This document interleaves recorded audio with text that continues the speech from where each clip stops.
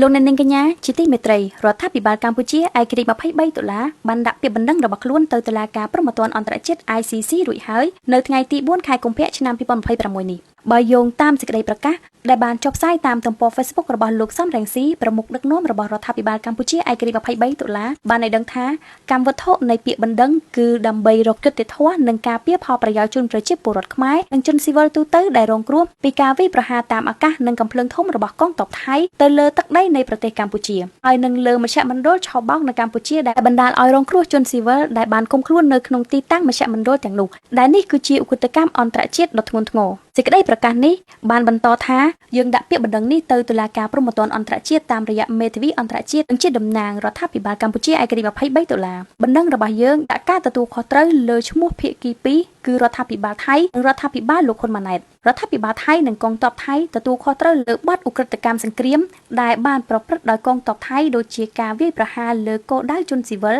និងទៅលើគោលដៅយោធាដែលបង្កការខូចខាតដល់ជនស៊ីវិលជាច្រើនលើលោកកងទ័ពថៃសិតតែបានដឹងមុនហើយនៅវត្តមានជនស៊ីវិលដែលត្រូវបានជួញដូរនិងឃុំខ្លួននៅក្នុងមជ្ឈមណ្ឌលឆបោកតាមអនឡាញក្នុងទឹកដីនៃប្រទេសកម្ពុជា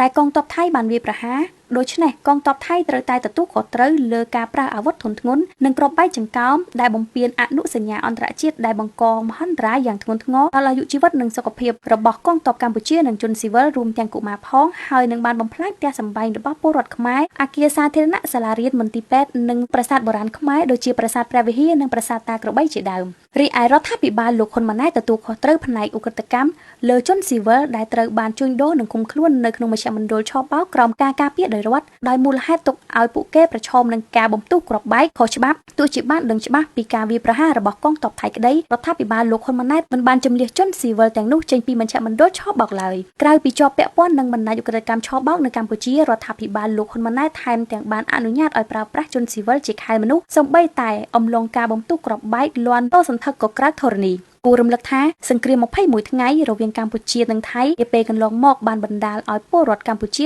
32នាក់ស្លាប់93នាក់របួសនិង112.277នាក់រងផលប៉ះពាល់ចំណែកទឹកដីកម្ពុជាយ៉ាងតិច40ទីតាំងត្រូវបានភាគីថៃឈ្លានពាននិងគ្រប់គ្រងដូចជា1ប្រាសាទតាមាន់ធំ2ប្រាសាទតាមាន់តូច3ប្រាសាទតាក្របី4ប្រាសាទខ្នារ5ច្រកអានសេះ6ភ្នំ350 7ភ្នំ225 8ភ្នំ500 9ភ្នំ323 10ភ្នំ677 11ភូមិជោគជ័យ12ភូមិព្រៃច័ន្ទ13ផ្ទះ3ខ្នង14អូរភ្លុកដំរី15តំបន់ច1